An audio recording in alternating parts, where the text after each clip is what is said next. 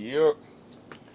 All right, so Dem Camp, welcome to Notjustok TV. You're now rocking with the SDC live on Not Just Okay TV. You already know. Bruh. Day one, Not Just Okay, guys. So don't get it twisted. Yeah, Way back in the days. So, welcome to Notjustok TV. So, how's the tour been so far? it's been amazing, man. We added some more. We were here last year. Added a few more cities. So Chicago, we hadn't been before. Montreal, which were both amazing cities. Had good energy from the crowd, man. It's been blessing. And Toronto just took it up to another level. You know, Dallas. I said Dallas. DC, New York, sold out shows, man. It's been amazing, man. It's been a blessing. Yeah, man. For me, it's been really good just to see the growth, man. Like, we're doing bigger, all the cities we've been at before, we're doing bigger venues now, selling all of those out. We're approaching some new markets in the US that we've been seeing some growth, and all those cities are getting sold out as well. So for us, it's just beautiful, man. It's been a different mix because we've had like Toronto, which was a big sort of venue, the Opera House, and then we've had more intimate shows like Montreal. So getting that vibe, man, has been good because it's just different energies everywhere you're going, and it's beautiful to see. Fantastic. So, what city so far has been your favorite? Wow. For me, I would say Toronto has been my favorite so far. I would say one, just seeing like the venue we did this year was double the size, and it was still sold out. It was still packed. The energy was crazy. But I would say Toronto has been close, man. Like New York and DC have been like right there. It's just been amazing. It's just been, and the thing about it that I have to say that has been really remarkable to witness is that in every show we've been, like it's been almost like 70% women at the shows. So, I want to go all the way back from before you guys started, I guess. Why you guys choose your name, Dem Camp? Who are you guys trying to show? Who we trying to show? Well, Show Them Camp was a crew of like a collective of guys who like we used to roll together. We used to roam the streets of Lagos like hustling back then. So we called it a camp because there were a lot of us. But who are showing is everybody, like ourselves, non-believers, people who doubted us, parents that look, show them is we're going to show them. So and when we first came into the industry, to be honest, people didn't really expect us to be able to merge inside the Nigerian, especially the rap scene, because guys from the UK give them Yankee hip hop voices and all that. So okay, we'll show you. Yeah, I think it's that like ultimately, the camp was more people before, but now the camp is the entire family, the fans. Everywhere we go, everybody's a part of the camp. That's number one. Number two, I think it's just like it's self-actualization more than anything. I think before even showing everybody, you show yourself. Like what you can do. I feel like every year we keep getting better as rappers, as artists. We keep putting out new projects. We keep surprising ourselves even. And I think by default, then showing everybody else what we've been able to do. And I think our longevity in the scene in Nigeria is testament to us being able to show the world. Now we're taking it round the world. So it's crazy. That's amazing. Yes, sir. So, Clone Wars series started in 2010. I think that was your first project Yes, it was the first. before the actual. Before the actual album, yeah. Yeah. So, do you remember what inspired Volume 1? Why did you guys start it? Yeah, I think Clone Wars was, we come back to Nigeria, we're trying to figure out a way to merge hip hop. Then people are saying hip hop can't work in Nigeria. We're trying to figure out a way to merge hip hop. We had artists like Nato C at the time. That was like, to be honest with you, shout out Nato because he actually showed us that hip hop could work. Right. He was popping at the time, was one of the biggest artists on the continent, not just in Nigeria. And then Kills and all these guys were there, were Source Kid, all of them. But for us, like we felt we're trying to figure out a sound that would work in Nigeria, so we were trying out different producers. I remember there was a studio we used to go to called Back to Black in Antonia at the time. Yeah, Benny P.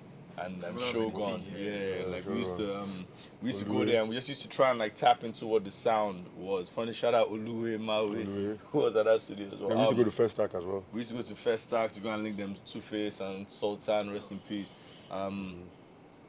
And that's crazy to say Sultan, rest in peace, man. Yeah.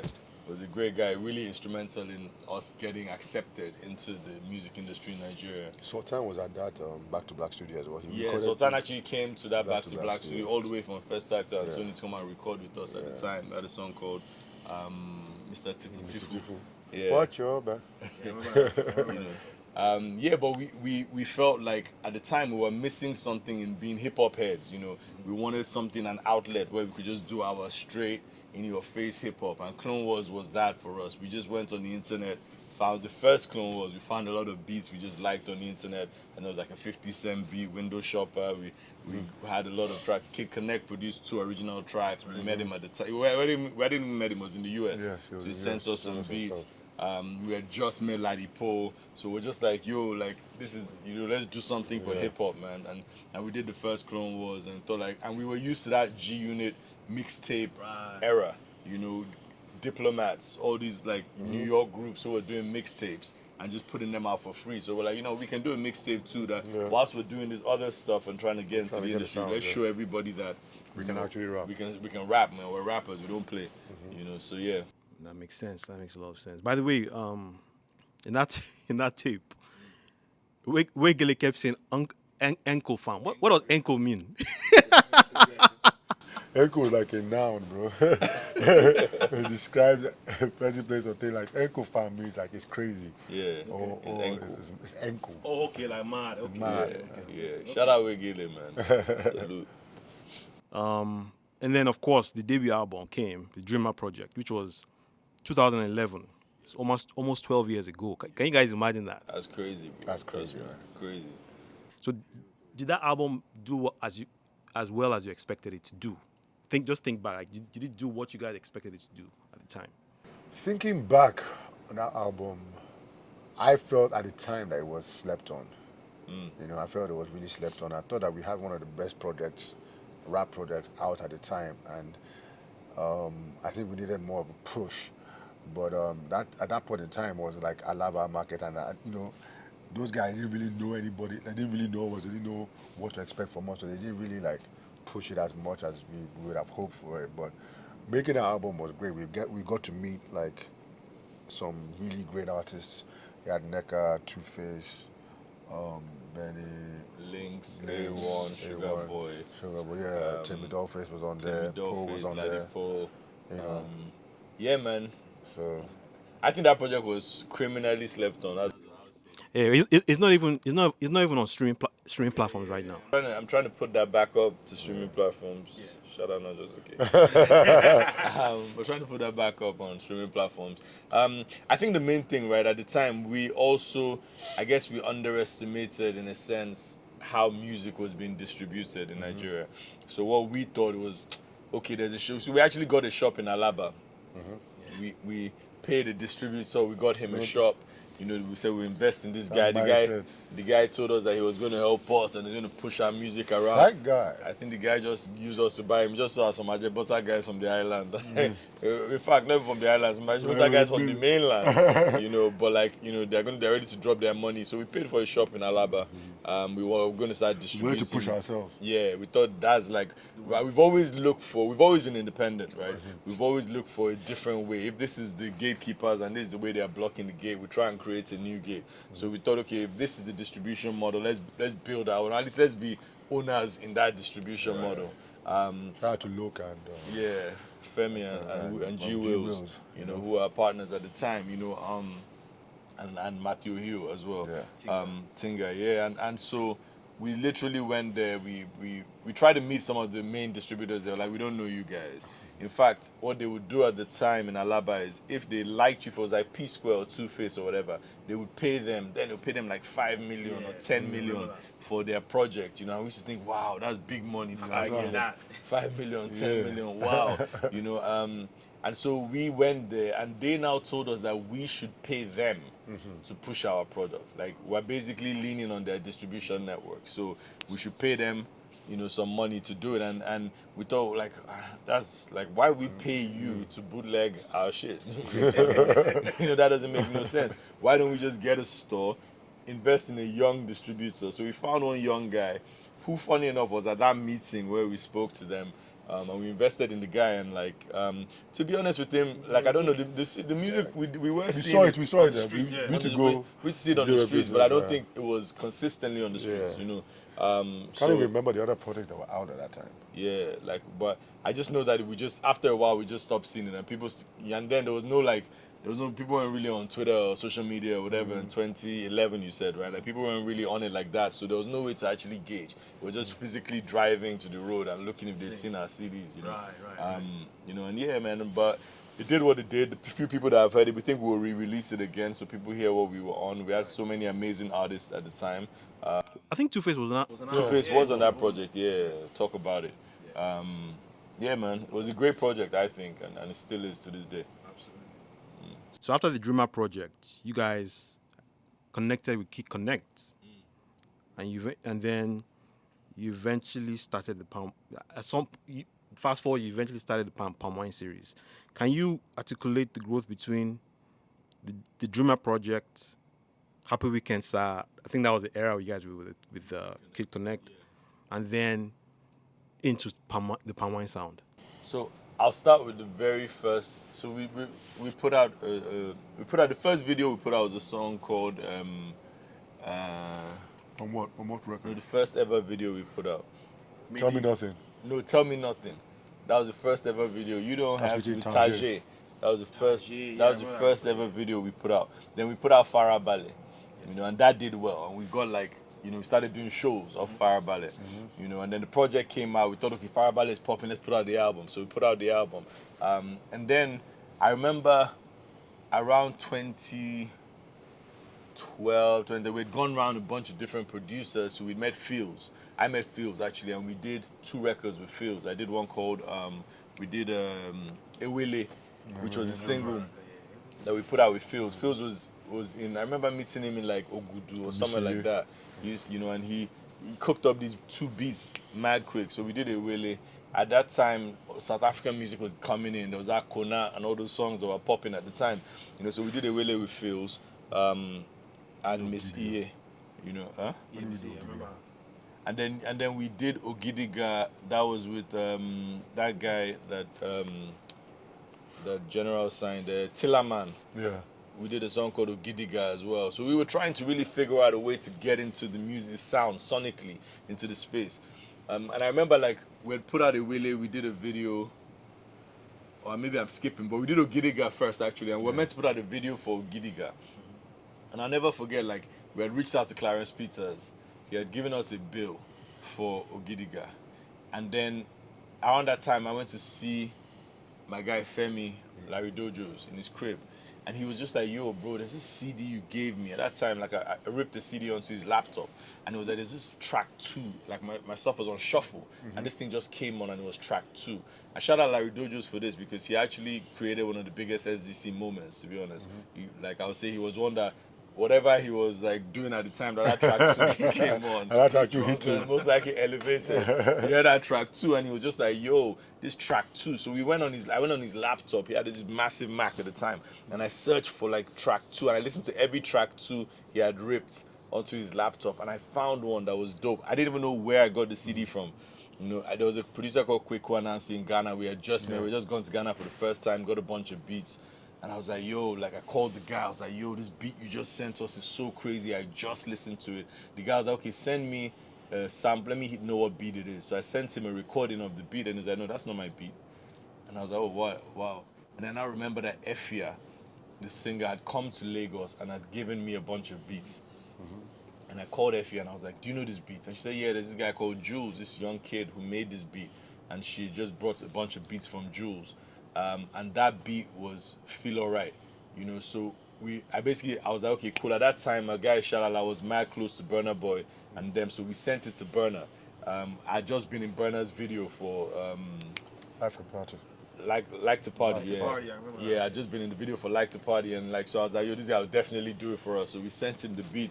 And it was just taking long to get the beat back. I don't know if he felt it. I don't know if he liked it. But we kept hearing he'll do it eventually. And then we're just about to pay for the Ogidiga music video. Clarence pitched us this idea for the video, which looking back now would have been wild. Yeah, Because it was the like video wild. There was like Blade. no, what's that? Like that guy that Mad Max. Mad Max, yeah. Then he Yeah. eventually did the video, the same video with I think it was Now You Got Me Dancing Alinko. I think so. For I think P so. Square. Okay, okay. He Yeah. did the same video for P because obviously they were a duo as well. Yeah. So he pitched this idea of us wearing leather jackets, our eyes would turn red in the video. You know, dancers would be Ogidiga. around us, fire, Mad Max, all of that. It was for Gidiga. And then I just remember I had to go to London for some reason at that time. I don't remember what it was. I think maybe some family stuff or something. And the money I was going to contribute my own part for the video. I had to use it to go to London. Yeah. So I went to London, randomly went to the studio. My friend Mike, he called me. He said he had a studio in South London. I went to his studio. Bodge, we'd been talking online or whatever. Bodge was like he's going to come down from university. He came down on a train from university to come and see me in the studio.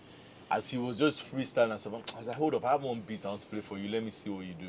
I played it for him. He went outside, maybe smoked a cigarette or something, or he went to smoke shop. Then he came back. He was like, I've got something, and then he put down the hook for Feel Alright. And I was like, yo, this is it. Like I called Boss immediately. I was like, bro, Bud just put his hook down. I don't even think we should do Ogidiga anymore. Right? I think this track, I think Ladipo, either he was around. No, we sent it to him. I sent it to him. Yeah, we sent it to him. He jumped on it as well. Then we all put our verses down. I think probably I was the last person to even put a verse down or even write a verse for it. And then we just did that track, and we decided to pivot from spending that big money at the time to us as independent artists with Clarence. Right. I then shot the video. I had an alias then, Remy Khan. Video, And then what was look so Francois Lecour. Francois Lecour. Yeah, we had just Inshallah. been to film school, me and Larry Yeah, Dojo, Larry so we Dojo. thought we were directors. Man. So we shot the video for Feel Alright, directed it, and that video went crazy, and that was the birth for us of Palm Wine Music.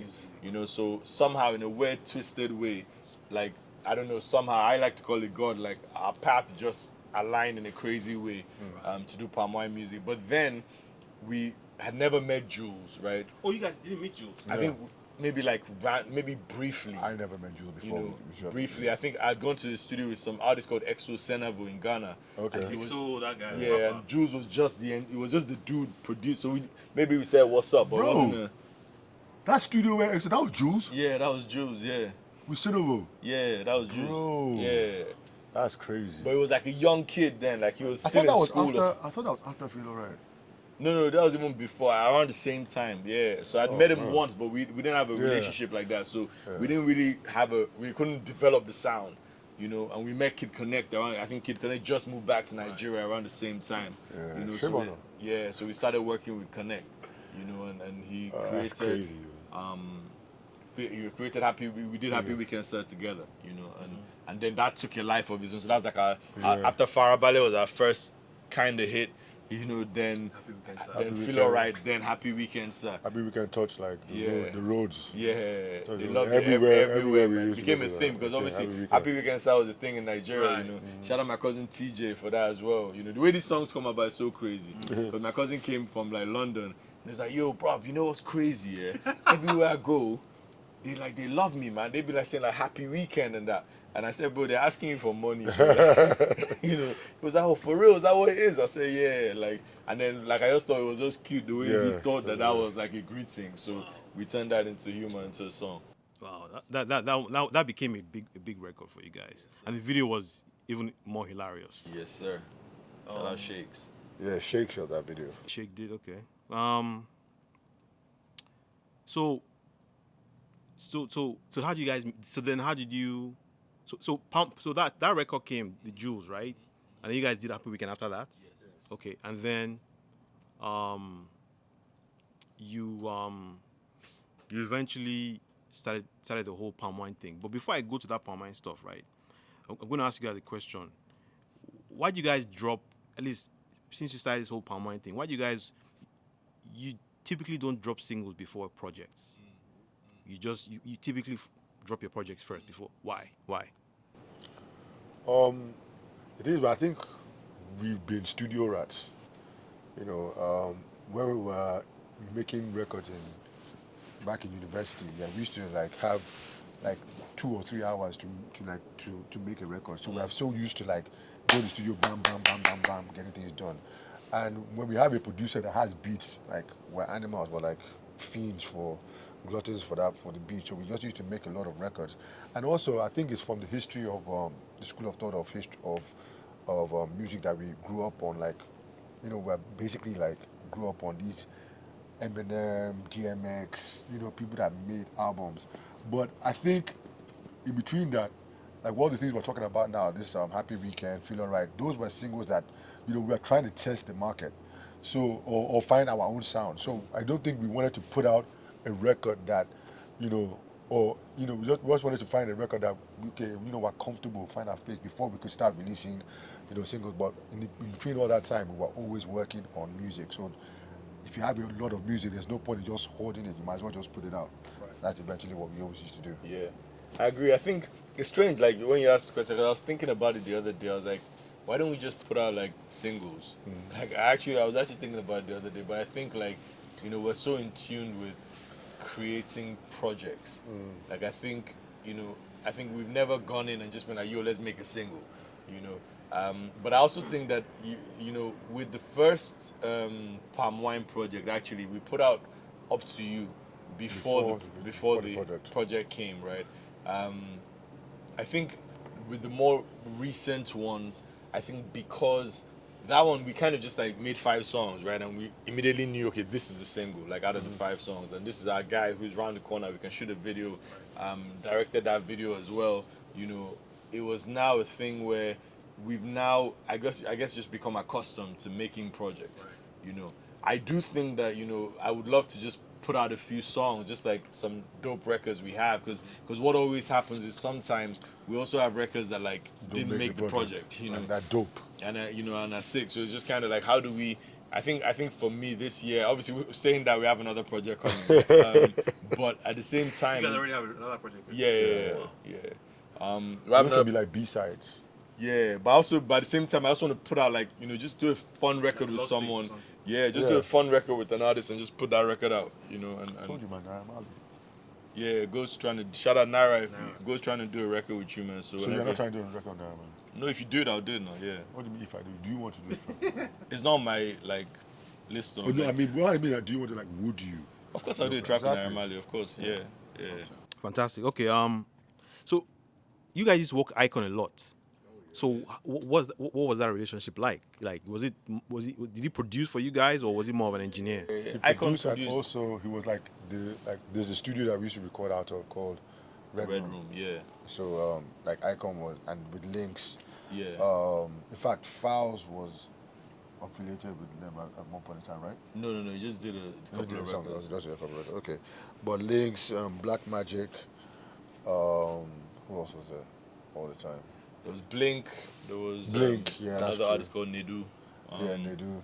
So like that was just like the hub for where we used to go and like produce and create. Yeah. We like people who had like similar mindsets to what we were creating, and Icon became a very integral part of our, creating process. Yeah, Icon makes every SEC project up until, I would say, Palm Wine Music Volume 1 and Clone Wars, The Recession. He mixed all those projects, everything before that, like that was Icon. We would record everything at Red Room. He produced another record that we actually put out that I forgot that did great, Dreamer, with MI.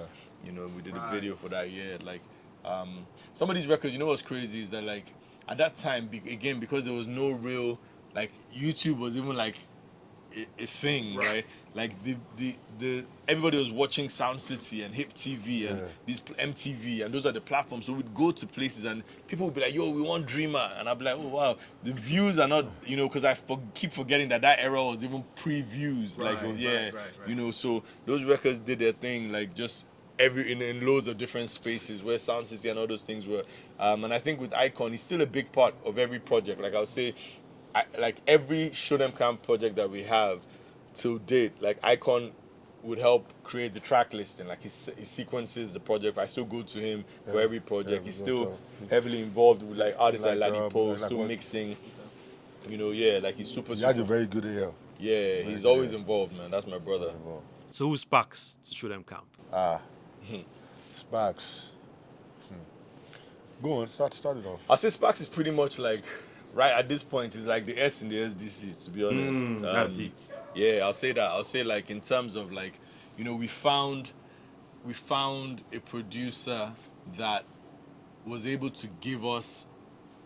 First of all, when I met him the first time, I didn't really like him. Like Ladipo took me to meet the guy. I thought it was Links. No, it was Ladipo that took me to meet him. I was just like, who's this cocky ass guy, man? Like, Also, he came across as cocky. yeah, no, he still is. Still very cocky guy. Yeah. Yeah, no, I didn't really like him. I was like, yo, this guy like was too full of himself, blah blah blah. And he sent me some beats, and they were cool, But then like he started working with Lynx at the time, and Lynx would play me some other beats. And I'm like, who made this Sparks? Who made this Sparks? That's why these guys send me these other type of beats. And the guys, I thought you guys just rap. Because the guys would send me like hip hop break beats with samples, and I was like, yo, like bro, send me some like hits, Bangers. and then we Something met. different. I had a studio at the time in Ikoyi. Shout out Wahala Studios, and he came there and he was just like, look, if I want to do something with you guys, is that Feel Alright SDC that I resonate with the most, and that is also my bag, So if we're actually going to meet in the middle, that's where I think we would meet. So we actually, it was a segue. I'd done some songs with Kid Connect. There was a record I did with Kid Connect called Co-Pilot that I now did with Sparks first, and then I realized, oh snap, this guy has that vibe. And then we started doing, we did Compose, and then we did a bunch of records that became the nucleus of Palm Wine Music One, and then I was like, okay, dope. Like, and since then, every SDC song has been produced by Sparks, every SDC project, so that's Palm Wine, all the entire Palm Wine series, that's Clone Wars. Apart from Clone Wars 5. Yeah, Clone Wars, Buhari Times was fully by Sparks, and then on Clone Wars 5, I think that was just a mix of a few different people. Yeah, but yeah, Sparks is super instrumental to our sound. He mixes all our records as well. He's given us. I would say he's given us a new lease of life in our career. That's how important he is. Amazing. So how long does it typically take you guys to finish like a project? Is it like a month, 2 months? It depends. It depends on the energy. Like, how do we do? Okay, let's say this last one. I think the thing is that we have multiple tabs open at the same time. That's the best way to put it. So this next project that's coming out, we already started working on it like 2 years ago. Whilst we're also working on Palm Wine Music 3. Like even then, we're not even sure if we're working on Palm Wine Music 3. We're just working on. We just start working on songs, and we have like this one shot must be on an album if an album comes, and then some songs. I think maybe Head Over Heels was maybe even the first record that we did from Palm Wine Music 3. Like 2019. Yeah, like 2019. Wow. Just before, I know it was before the pandemic. It was before, unfortunately, Victoni had an accident. Like we had done that record already, So that's how long ago we did Head Over Heels, and I think that was the first record. I think Apollo might have been the second, but I'm not sure. But I think it takes us. We're always recording, So like. So I on the road right now. Do you guys record on the road? Oh, we haven't had a studio, but Yeah. we're looking to tap in. Yeah, we're looking to tap in. Obviously, there's some American artists that we've met, and we've built some connections with. So we're trying to like get some songs in and just see how that goes. But yeah, we're always recording, man. So I don't know. It's a hard question. Like the beginning of Palm Wine 3, the first song was probably in 2019. Like we're in 2023 now. In between that time, we dropped Algorithm. Yeah, we dropped another project, Algorithm. Oh yeah. Yeah, So is there going to be another Clone Wars? We said we're not going to call anything like either Clone Wars or Palm Wine Music anymore, right? But I don't know about. We're just going to create music with. Yeah. All right. So, you guys are pretty successful, right, for a duo that can actually rap very well. But you're still not that pop. You're not pop, right? You guys kind of like have created this cult following. The question is, how have you been able to pull that off? How do you think you have been able to pull that off? Because you guys have your Palm Wine thing that sells out every December in Lagos. Yeah. So Tech was talking about how majority of the people, the fans at the shows in the States have been majority women, like 70% women. But in Nigeria, it's more of a like 60-40. I think that with the kind of music I started releasing with the Clone Wars series, it created like a niche following. But then with the growth of Palm Wine Music, it like started adding, to that fan base. And what we do, typically we just feed the fan base, and that's how we've kept, you know, I wouldn't say like a niche, but we kept feeding the people who tap in with us, and then they spread the gospel. Like there's some people who, like this guy told me that his momsy put him on SDC, and then he was like, "Yo, I didn't know that people could rap out there like that." That he had to go back and dig in the crates, and he saw that guys are actually doing Clone Wars, and so I think the niche like was growing bigger and bigger. So we just keep on feeding our people. Like we don't try and do anything that's outside of ourselves, and as long as we keep doing that, man. Yeah. You know. I think it's also, I think when they look back and whenever that is and they tell the story of Dem Camp, I think the first thing they'll say is quality music. I feel like that's one thing we don't compromise on, whether Clone Wars, whether Palm Wine, the quality of the music, quality of the bars, the quality of the sound, the sonics.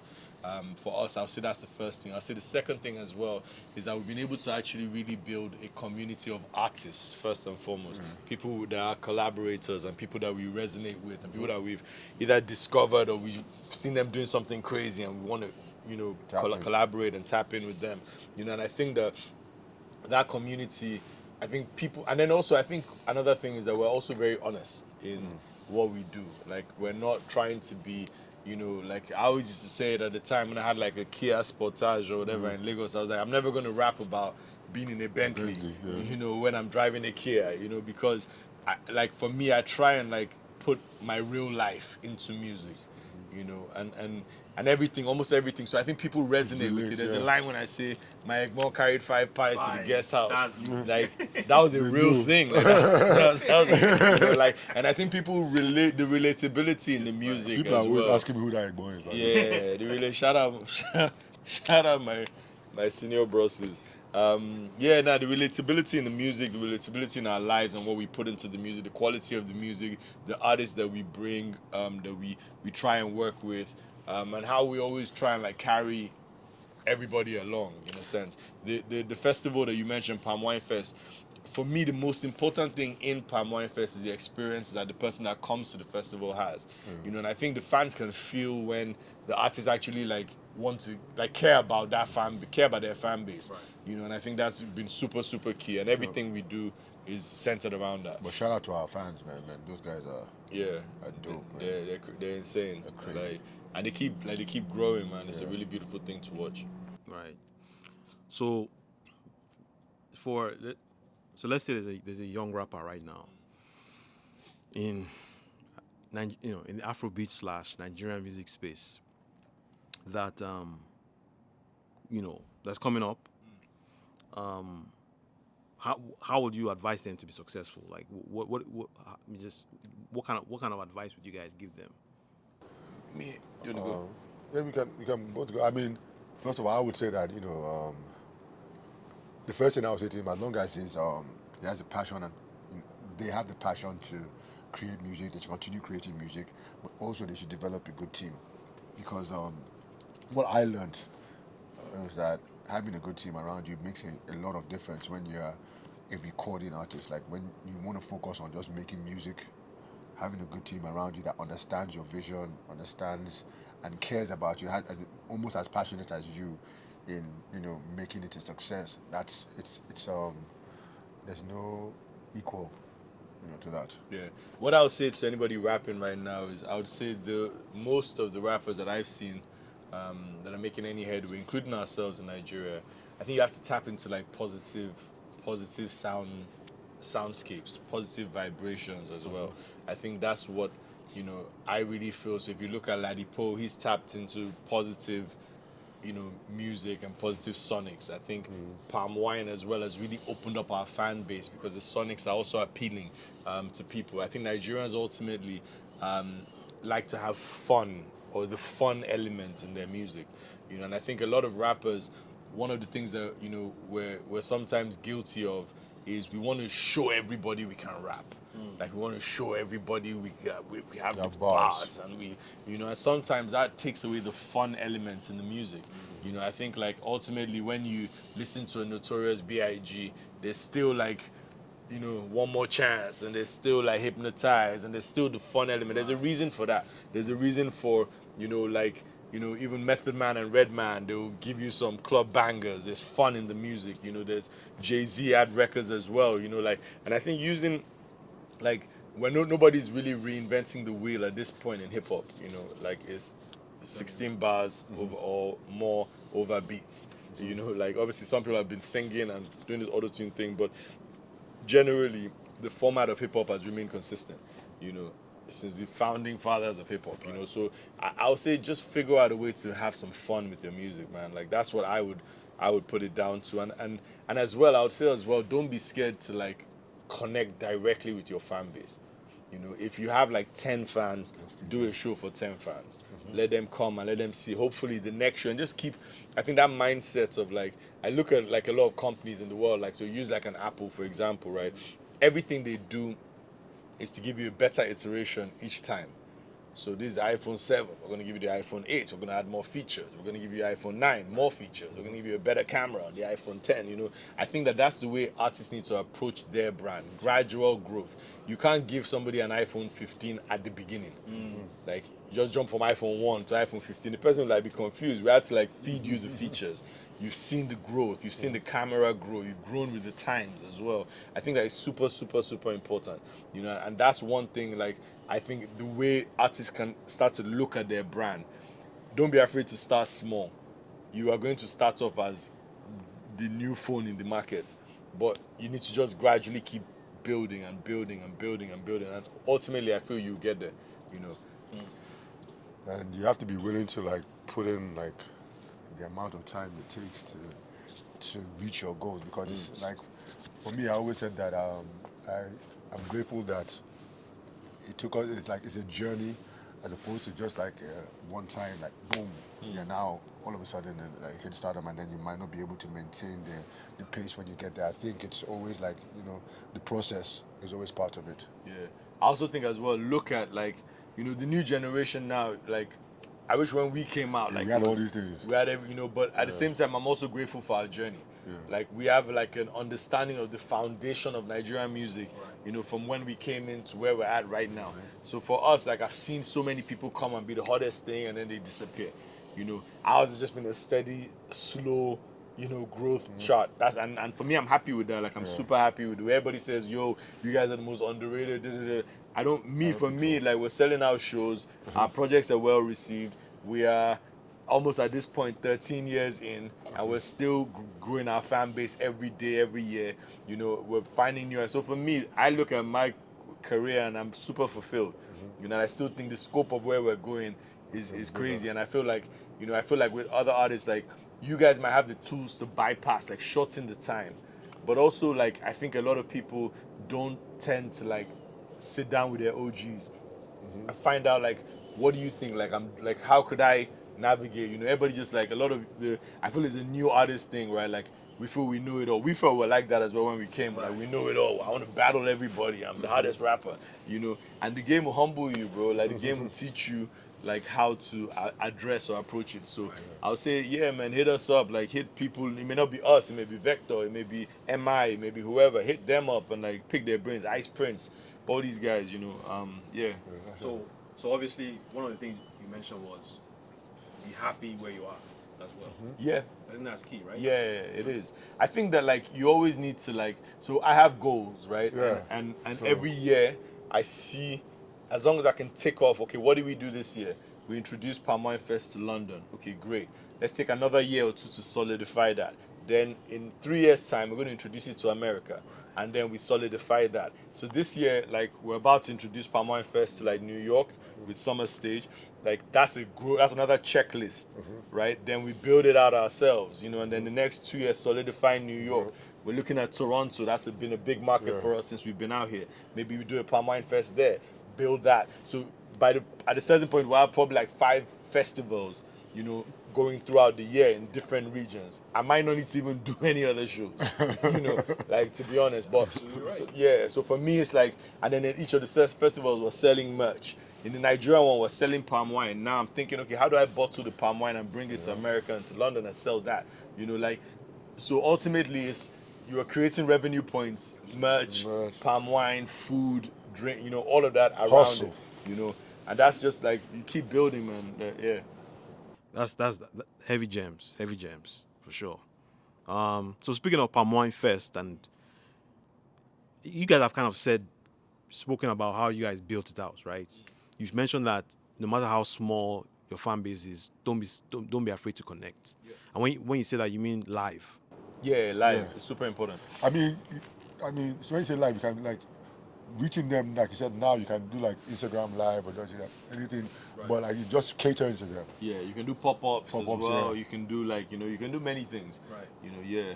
Like, yeah. So when Palm Wine started, did you guys sell out 4,000 in the beginning? No. How did it start? Like Bogobiri. Bogobiri Hotel in Ikoyi, okay, Bogobiri, that place could hold probably like I'll say like 150. really? Yeah. So it started with 150. Yeah, yeah. It started with like 150 in a room in a space Tight in too. Bogobiri, like a tight space. tight space. We had Bodge, Odunsi, Lady Donley, Idris King, Ladipo, Ajabota came. Ajabota, Fumbi. Just called Whoa. Tommy Thomas. We just Yeah. called our gang, and we had Palma. We just released Palma Music 1. So we went. Everybody that was on Palma Music 1 basically. We That was like went- a boiler room. Yeah, we did it at Bogobiri. We sold palm wine. We made enough money to do another one. The next year? No, like maybe the next month. Okay. Yeah, we did one on the mainland at mall in Ilupeju. Yeah. Yeah. There's a spot. There's a place down there. I can't remember what a it's mall in Ilupeju. We did another one there. Sold that out. Next one we did like called. That was about Jameson. 200 though. Yeah, that one was about That was a bit- 200. that was So a we bit grew it a little bit, like from 150 to 200. We then did we did one with Jameson at the time. They did like an Independence Day event, In Yaba. and then in Yaba, the railroad, and then that one like maybe like 1,000 people came, Yeah. and we were the headliners. So we then started thinking, Ah. if we're the headliners, then we can do 1,000 people. And Jameson, Yo. like obviously Jameson promoted the show. Right. Then maybe we can do 500 ourselves. Yeah. And that was the initiative that led us to do Palm Wine Fest, right? So we basically now did, we actually did one more on the island actually with Matthew, one hotel kind of place. I don't remember, like a club hotel. When we did a third one, and then we now decided to do the Palm Wine Fest. And we thought, 500 people are going to show up. We called friends, shout out Afropolitan Vibes, Bantu. Bantu. He kind of they plugged us with people that did their stage and their sound or whatever. Like our first stage for Palm Wine was literally falling apart as we were, But it was such a fun festival because we didn't do no VIP. Artists were backstage, fans could come backstage and chill with the artists. It was just like vibe. we're all the same, connection. Yeah, it was a real DIY like festival, And we thought we were gonna get 500 people. We got like maybe like 1,500.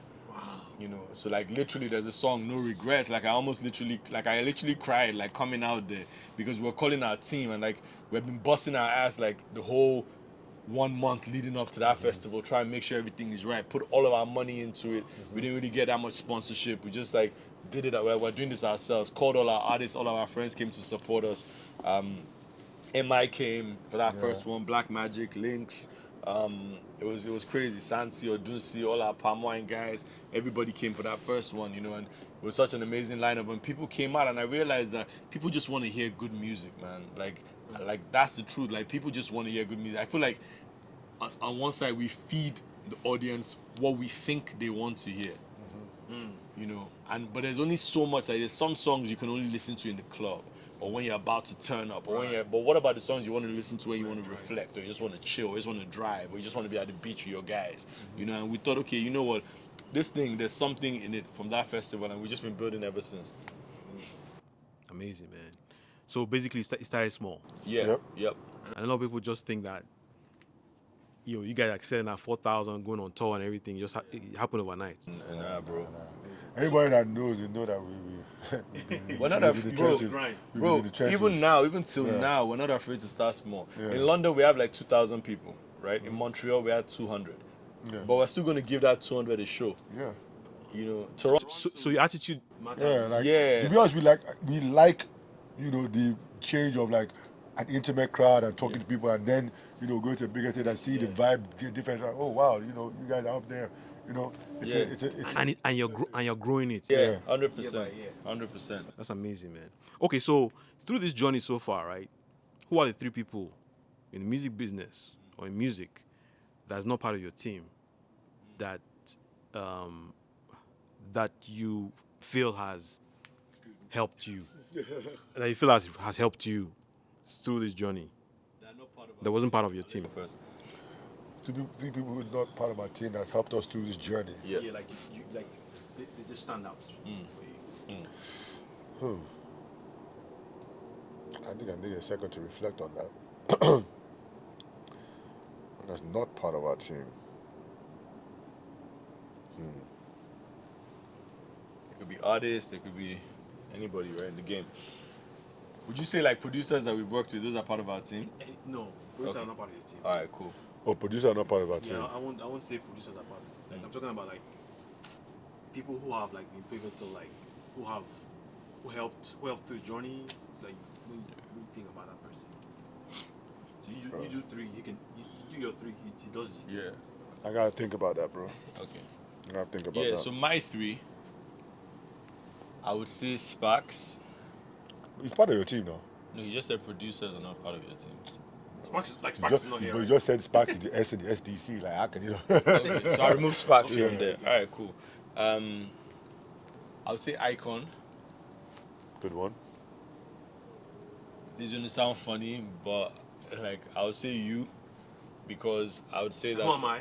Yeah, Mola OG, Okay. like the Mola OG. Because I would say, for me, I think you putting, first of all, my music when I was in Amsterdam and I was rapping there and as Black Boy Down and putting the music on the platform, but also the relationship we've had in terms of like distributing our music to Notjustok, and how that relationship, I wouldn't even say it's like a conventional relationship. It's been a very like hybrid, but for me, I would say that has played a huge part in how our music has been distributed, how our music has been shared, especially key projects, Palm Wine 1, Palm Wine 2, Palm Wine Express as well. And then the third person I would say is a toss-up between, is it not part of our team? It will be a toss-up between either Sound Sultan or Two Face, because I think they kind of standing, I'd probably say Sultan. I don't know, it's a tough one. I'll say between those 2 guys, because them standing alongside us, like doing music with us, validated us to a lot of people.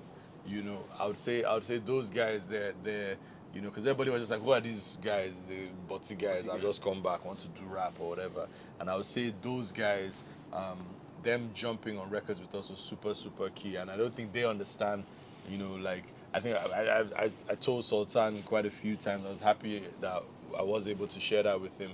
But I think like them standing alongside us played a huge part in other people believing that we were legit.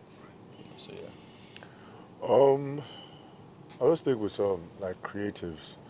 So I think at some point Kid Connect was very instrumental to like how long us moving forward in music. You need because to write your bars. So.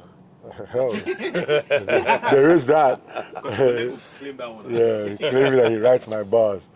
Okay. You already said Icon. I think us going on tour with Lynx, was another integral part of our movement. We went to Nasarawa, Ghana, the East, and we found out that people were, that people were messing with us. So, like, Lynx, was like, especially to our, an integral part to our origin story. So that's Connect, Lynx, and who else?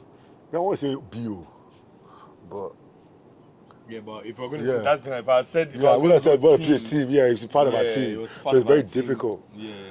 to, because the thing is that most of the people we mess with, we consider them to be like fam.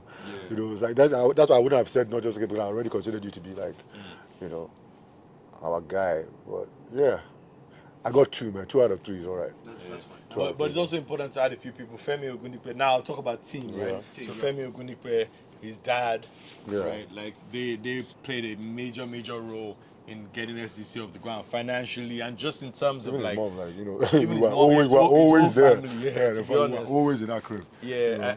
and I'll say not just obviously there's a financial aspect which he played a major part, you know, in at the beginning of our story, but also just like in the confidence, you know, like he used to go around and just be like, SDC are the dopest thing you've ever heard, man. I Yeah, don't care. whack. Your rappers are whack. I don't care. He used to create beef for you guys. He's great enough beef for us, Yo, man. Like, yeah. he used to like he'll go up to Tola Odunsi and all them like, who are your rappers? Where are they? you know. They made me, they gassed me up one time in Abuja. I went to go and battle Netu. Like, man, But you know, funny when you just said that, like Matthew actually mentioned that to me as well, because Yeah. Matthew said that like meeting Femi was one of the things that he like made him believe in Believe in it, himself. yeah. Like Femi has that quality, like Yeah, like to make like you believe in to like yourself. believe like this guy will take on the world, Scarface. Yeah. You know what I mean? Like, it's us. Larry Dojos. One time, Femi told me, man, this guy, do you know who you are? You're sitting, you sit on gold. Yeah, he's definitely a Caesar. Yeah, you know? for real. He's a Definitely builder of Caesar. people like they're chi, you know. Definitely. So shout out Larry Dojos. G Wills as well played Yeah. a major part to you know, You know. he's on the projects he's on, you know. Don't want to yarn. Yeah. He doesn't want us to yarn, but you know, he's definitely. Definitely on there. And the thing is, even the extensions of them, like, so they're family members. There's Yeah. Jewel's sister, like, she still comes to all of our shows. Like, you know, they're family to us now, you know. So for us, it's super crazy because when we look back, there's so many people that have been a part of our journey. Godwin Tom has been rocking with us for over a decade now. You know, at a point where like we weren't making any money, we weren't, you know, like he was there. You know, our new manager Nikita, she's been an integral part in the last couple of years in really driving into these new markets and all these places we're going to. Sparks has obviously changed the sound. Icon has mixed everything for us. We used to record in Icon Studio for free, you know. Yeah. Like we used to like try and track him actually, down. like, We just pay. pull up at his studio, and and then all the artists, man. Like I've never seen a bunch of like people who have like, you know, on this tour, for example, Mologo literally just said, yo, I'm coming out on tour with you guys. Like, I'll buy my ticket, I'll come to US, and I'm rocking with you guys. It's all the way to Bodge, Tommy Thomas, Fumbi, Thames. You know, everybody, like, they always come through for us. As big as Thames is now, she'll always come through to Palm Wine Fest, you know, no matter what it is, you know. And, like, I just think that, like, we've just been blessed to meet really great collaborators, you know, that have supported us in so many things, you know. And yeah, we just have to keep... Yeah, it's a real family. Right. And then that's the thing, right? You guys always brought these young Alte acts, kind of like when they were coming up on your projects. How did that, was it, I mean, how did those things come about? So for instance, Odunsi, I know there's a single that you guys had where Odunsi was on there. Well, Odunsi said he grew up listening to SDC record. Now he's on an SDC record. How did that happen? Was it? First, let me just guys before I don't know know Tech is gonna like get in there, but the thing is that since you are as first of all studio rats that love music, when you hear something that's fire, you know, like you just want to like blend. You say, oh, this guy, a fire. Let's get in the studio and cook up. Right. You know, that's literally the base of it. You know, I'll let you. Yeah, and extend that. sometimes as well, man, it's crazy. Like I remember once Lady Donnelly tweeted, she was like, yo, one of my manifestations or something, I don't remember work the with exact Show Dem word, Camp. would be to work with Show Dem Camp, right? And at the time, I didn't listen to her music, but I'd kind of been hearing Lady Donnelly, right? So I went and checked out like her stuff on SoundCloud. At the time, I was like, yo, she's dope. So I hit her back straight, and I'm like, yo, let's do something, you know, and we were able to catch a couple of records together, one of them that eventually made Palm Wine Music 2, I believe. And For a minute. Yeah, and for me, it's really like we're really tapped in to what's going on in music. You know, there's a lot of people that like, you know, I'll be having conversations with Fave, who like maybe like 2-3 years before she's, you know, now she's having a big moment. You know, having conversations with like Bloody Civilian, or you know, we're always just super tapped into what is new. Also as well, I think because we're tapped into what is new, people always come to us with like, yo, you should check this out. You know, because I think you would appreciate it. You know, so there's a lot of like people like that. There's some new artists that, you know, guys are also working with at the moment that like in the next few years also will be out there, you know, and so it's really just that. Like I think whenever, also as well, I feel like whenever I go somewhere, if I meet producers as well, like I always like to ask, what are you listening to? Like, which artists are you excited about? Because producers always know first. You know, like, cause somebody has come to their studio and they'll be like, oh, this kid, oh, nobody knows him. He only has like 10 followers, but the boy bad. You know, like he came to a session and he was bad or whatever. And I think that's where, you know, we just went out to Toronto and there are a couple of really amazing artists on our set. UAX, who is a video director, who was heavily known as a video director, but his music is fire. Like, it's I fire, see him bro. releasing, but I haven't. yeah, bro. taken time He out has a to song out right now called Evergreen. Okay. That's fire. And then we met this kid called Azanti. Oh, he's fire. He bro, like he played me music in the studio. It's insane. Bro. Like I was actually like this. It's very rare that like nowadays I hear somebody's music and I'm like I told myself I was sleeping before, like I'm fully awake. I literally said that to him because yeah, his music is amazing. Yeah. Fantastic. You guys have anything else you want to just add to this? Any shout outs? You don't have to do shout outs, but I think you're already Shout out to everybody that believes in the camp. Shout out to Notjustok for, you know, being one of our day ones. You know, shout out to like we probably shouted them out already, like most of the people who have been integral to the SDC movement.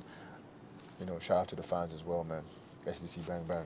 Yeah, I think that, you know, I think it's funny that like, you know, looking at this interview and how in depth we're going with the questions and the history or whatever, I think it's testament to how both brands or platforms have stood the test of time. And I think what makes something stand the test of time is quality and like actual love for what it is, you know. And I remember like, you know, I remember you like being mad excited about Nigerian music and, you know, the band and this, you know, like I remember you being mad excited. I even found out about a lot of like new Nigerian music through you and your platform, you know, so. Do you know I there was a think- long period of time where our song Yeah, still yeah, had the Notjustok? Yeah, He has it on it. Which bro, one like was that? we'll be. I think it was like Farabale. One of Yeah, them, like, yeah, I said that. one of our- Notjustok. Yeah, like, like, like it was like some people like, you know, a lot of artists like even that not just okay because they would all rip the music I'm guessing from your site, you know, and like you be in the club and you hear like notjustok.com. Like shout out whoever's tag, whoever did that tag, that guy should be collecting some publishing on major records. So Tech, what did Jay-Z say to you when you met him? Guy said, where's Ghost? The guy said you're not rocking with the SDC now. No. It was just cool, man. It was like, yo, I appreciate what you guys, African music you guys are pushing, man. And then we went to his party like maybe like a few days later. That was good. DJ Spinner was playing there, so it was really surreal moment to see Jay-Z and everybody dancing to Ashake and Burna Boy, and you know, it was just like when Burna Boy says like Papa Fryo, to imagine Jay-Z and them dancing to Papa Fryo, you know, Papa Fryo. So it's like, yeah, man, it's crazy. It's crazy just how far music has come, man, and yeah, and long may it continue. Fantastic. Thank you guys. Appreciate your time. Yes, sir. Notjustok TV. Yes, sir. You guys enjoy the rest of your tour. Thank you. I hope to be at your Palm Wine Fest in December. Yes. I don't think I've ever made one. She comes to the one in New York, Palm Wine Fest, Yes, New York. When summer is New York? stage, August 27th. Fantastic. Do you guys have a UK show as well? Yeah, September September. 17th, Palm Wine Fest, Palm Wine September. Fest in New York, London, London, and Lagos. and probably Ghana too.